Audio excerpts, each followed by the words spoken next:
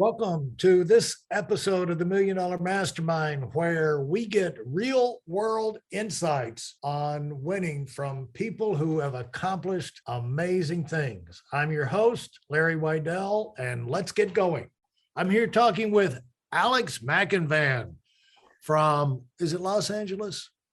General Southern California. Yeah, we call it all Los Angeles. Yeah, people in Southern California, LA, they default to the Southern California.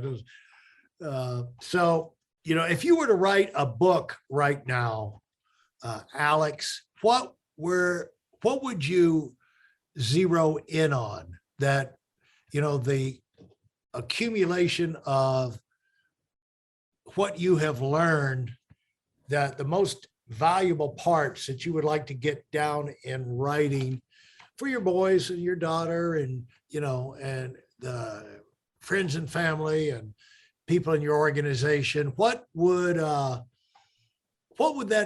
you think it would center on? See, I'm launching you into your own book writing career now. That is a tremendous question, Larry. And I think about this all the time.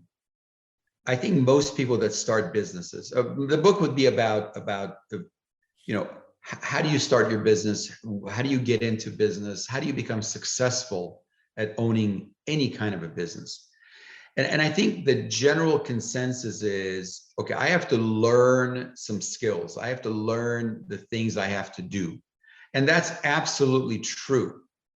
But I'm here to report, and I'm here to, based on experience and based on my own knowledge of almost 3 decades of being in business, is that the doing part of a business, as important as it is not the only part. It's not even the most important part. Should you have, if you're in a licensed environment, should you have your licenses? Of course.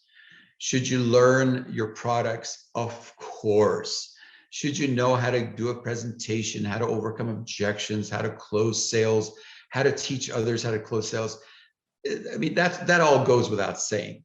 But the part that I feel is never talked about, literally never talked about, and the few that are mega successful in business figure this part out maybe on their own, is the being part.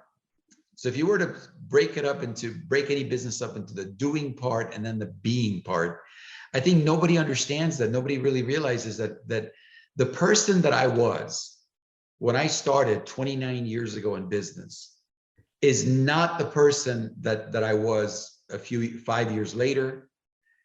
That person that was 5 years later was not the person that was, another 5 years later. It's shocking how you meet someone and then you know them for several years, then you think about them and you go, this person hasn't changed one bit. They're the same exact guy. They're the same exact gal. As a matter of fact, they probably kind of went south a little bit further, a little bit more compared to what they used to be. So if I were to boil it all down, is learn everything, get all the skills, learn your craft, absolutely. And once you've mastered your craft, realize that's about 10% of your total success formula. The other 90% is, okay, let's unpack my brain. Let's unpack my personality. What are my thoughts? What are the words that come out of my mouth? What are my behaviors? What are the things that are helping me win? And what are a lot of things that are self-defeating and that are damaging to my business and to my life? And then I want to add one more thing is a lot of people have certain level of success, but then they never get past that. I believe that has a lot to do with integrity. When you see somebody that's, you see a multimillionaire, and then you see a multi-millionaire.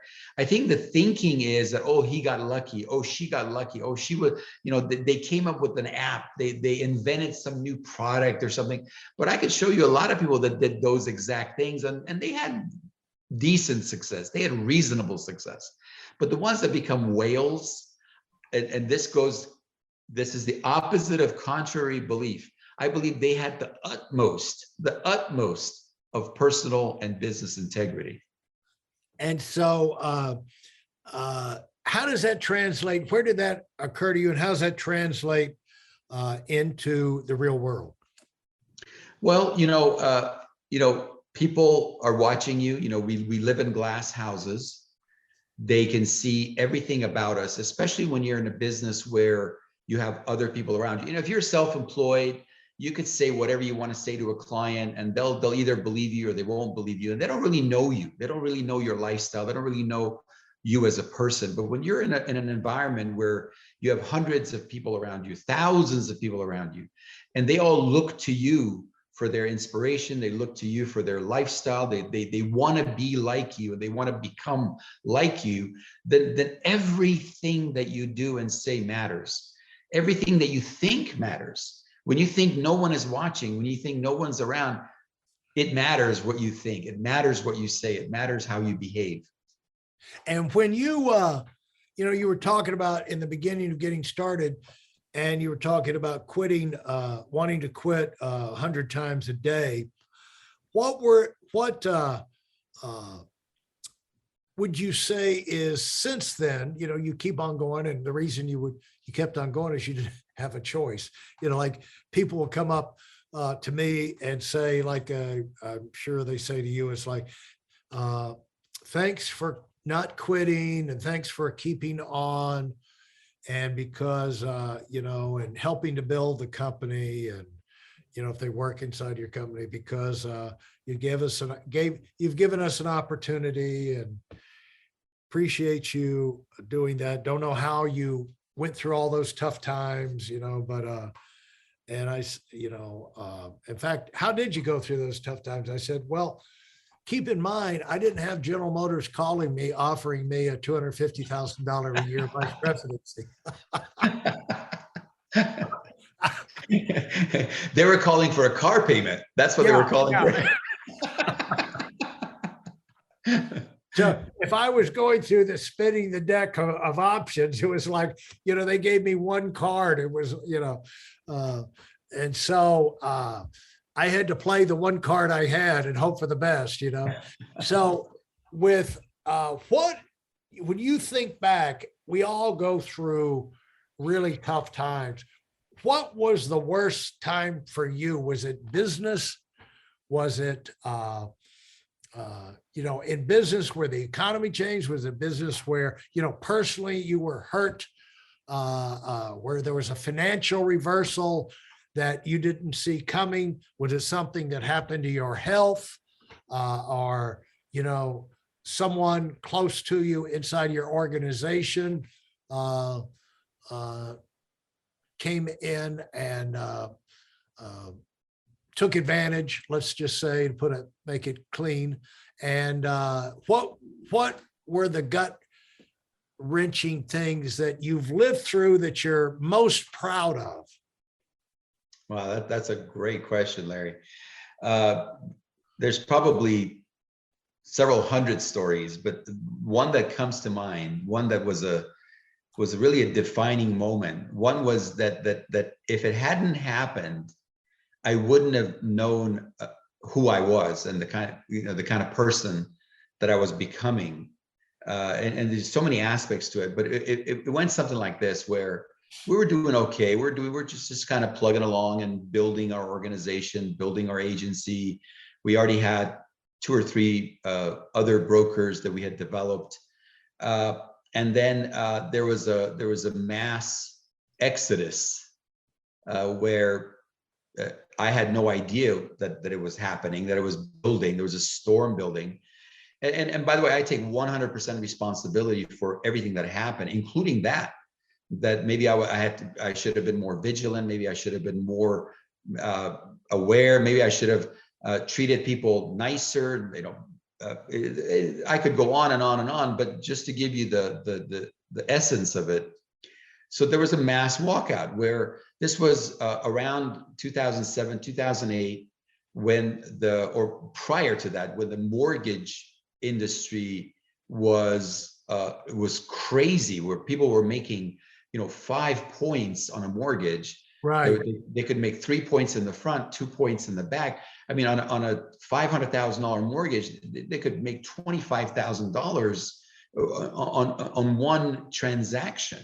Yeah. And so for somebody that was a little bit disillusioned in the business, a little bit maybe hurting, maybe it wasn't paying them the way it should have, they take a look and they say, I could just sell one mortgage a month and I could make 25 grand. And so then one guy talked to another guy talked to another guy. And then I look up, we were out of town, actually. We were at a company convention and I get a phone call saying, hey, did you know what's happening? You're having about, half of your guys leaving. And I'm like, What? Yeah.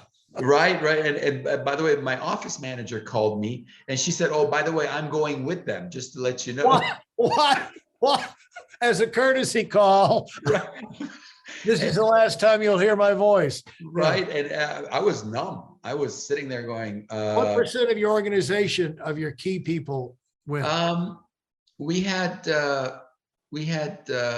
8 top leaders that were slated to become brokers over the course of the next, 30, 60, 90 days. They had all their licenses and they had all their numbers and everything. And that group left. Wow. And the word was, Alex is gone. He's out of business. Don't waste your time with them.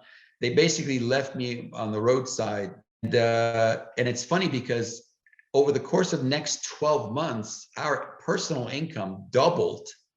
Wow. Because of that adversity.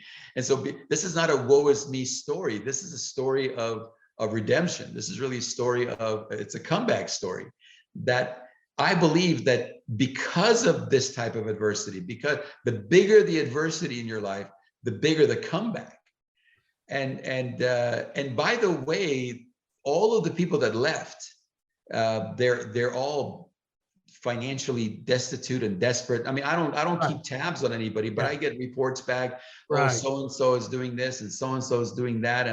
And so there was no winning in that for them. They just got caught up in the whole mortgage thing. So, well, congratulations on surviving that. And I think a lot of being able, when that happens to you, you find out if you do have strength, you do have character, if you have done the right things. Because if something like that happens, Alex, and you already have doubts about yourself, you're going to crumble.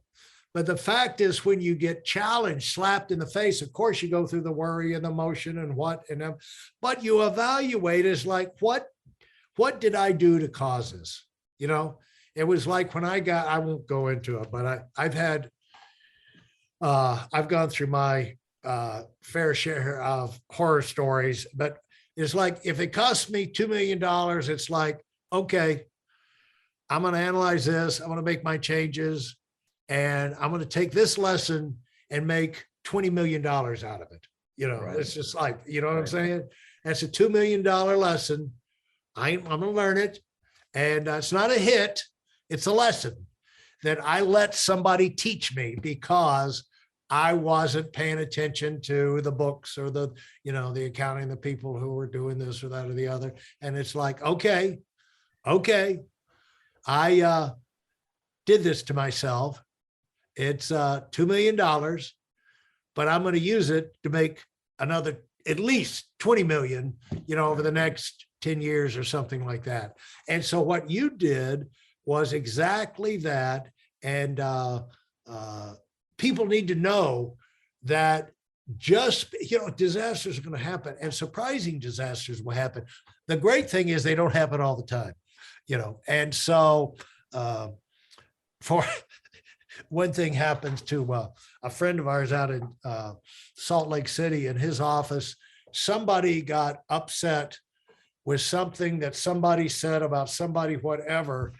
And this somebody went and called maybe it was their friend or their husband or whatever that worked at the local TV station, and said, they're running a scam organization over there, selling drugs out of there. They've got, they've been getting away with it for years, and everybody knows about it in that side of town. So this guy goes, he's showing up late to work. He's at like a Friday. He's almost to the office, and his daughter, I think, was the secretary. She said, don't come. she said, you got SWAT teams in the guard, around the and guard dogs at the front door, and the SWAT teams surrounding the building. They got a TV camera, TV station. It's a small Salt Lake City, small Oh town. my God. Yeah, the TV stations here filming live, with the reporters for the paper. Don't come, this, that, and the other. So, but he was almost there anyway. So he walks in. They make him do the walk of shame into the office, sit him down in the lobby, handcuff him. He's handcuffed. And their Wow. films are running and this and the other. And, it took, in situations like that, it takes a few hours to, if they are told something like that, they have to take it serious, Right. And so it took a few hours to get it unraveled where they let him go and everything. But the trial, anything can happen. Yeah. So did they find the drugs, or did they flush it down the toilet, or what happened?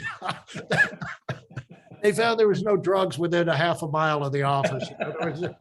Drugs were only in the person's mind that Right. made that up, But I had to drive halfway across the country overnight to have an emergency meeting with everybody to kind of get, shift gears and get everybody fired back up again. And, to go in there and tell some jokes or something, I don't know what I did, but I tried to get them laughing and they recovered and they did great, but things like that will happen. But because that happens to you, you don't have to fall apart.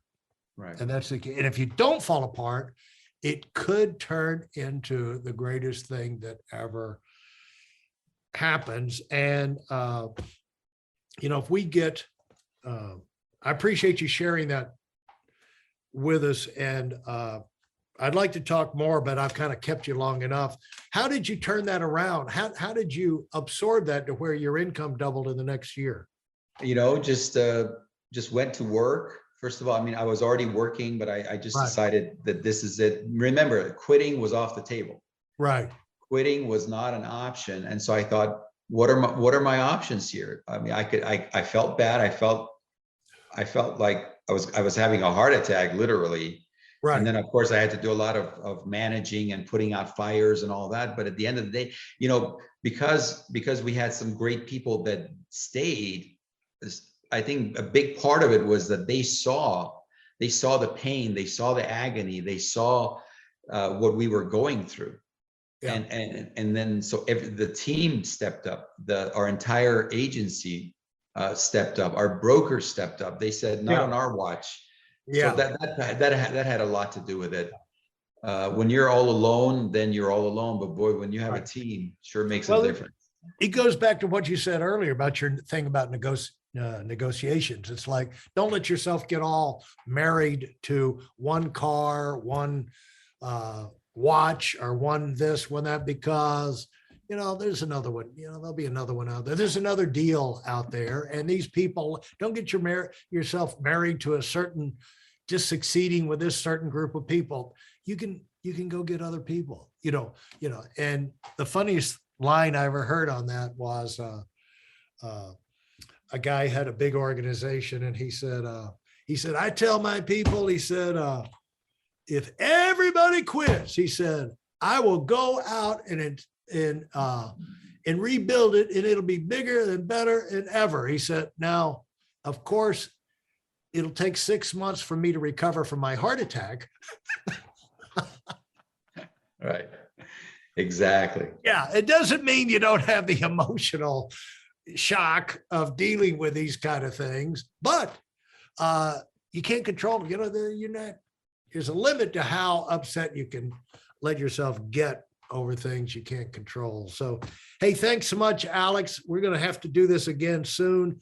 Thanks so much. Any parting words that you want to pass on to the people who've been listening to this about winning?